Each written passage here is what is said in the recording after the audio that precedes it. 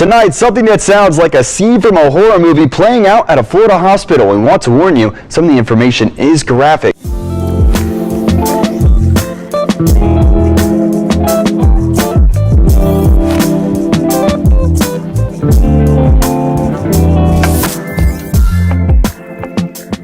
Everybody, welcome aboard. I am RJSMITH, your host, right here on Crazy News Reacts, where I scour the globe for the craziest news stories and deliver them to you every day at midnight Eastern Standard Time. So welcome aboard. Today I want to talk about bugs. Bugs that want to get inside your body and eat you from the inside, like this guy. Doctors at Jacksonville ended up removing 150 live bugs out of the inside of his nose. The man says he started feeling off last fall. He's lived with an extremely compromised immune system for 30 years after he was diagnosed with neuroblastoma and had a cancerous tumor removed from his nose. Then last week, his lips and face became extremely swollen and he could hardly talk. I am very, very particular over protecting my airway, whether that's the nose or the throat. There's no way in hell that I would ever have a bunch of bugs in my nose and not be going absolutely nuts to remove it. This guy just acted like, let him live. Please.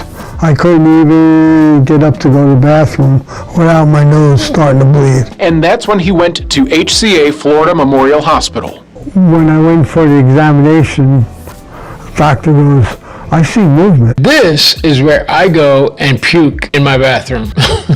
How do you go so long without knowing you have these larvae eating away at the very thin brain barrier? Had they gotten through that, it would have been lights out. I wonder how long he had them in his nose. Weeks and weeks, months, long time. Dr. David Carlson was the ENT on call that night. We took a little camera and we looked in the nose, and that's when things dramatically changed. Dozens of bugs, alive and feeding on the inside of the patient's nose and sinus cavity. Size-wise, there was variations, but some of the larger ones were probably as big as the end of my pinky. I knew he was in big trouble. There was erosion that was occurring up near what we call the skull base. Look at these larvae that are inside there. I mean, they are just eating away at his mucous membranes, absolutely annihilating the inside of the nose. Keep in mind, all the way up between the eyes to the brain. Pretty scary stuff. You gotta be pretty stupid not to know you have these things moving around in your freaking head. It was in very close proximity to his eye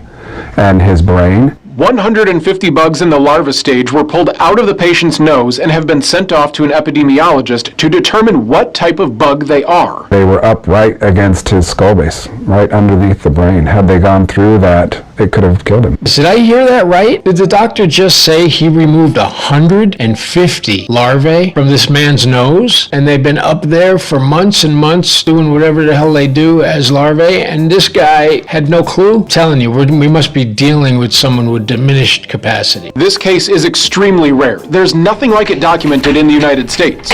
And while Dr. Carlson doesn't want to cause widespread panic, he does caution people with compromised immune systems. Certainly if you're going to be around a dirty environment, those hands need to be washed. I know that I have to change my lifestyle. Perhaps maybe he's a little bit slow just from the words he's just saying. We got to give him the benefit of the doubt that he's just completely out of his mind and had no clue. But I'm so happy that doctors were able to go in there and pull them out one by one because they didn't want to come out.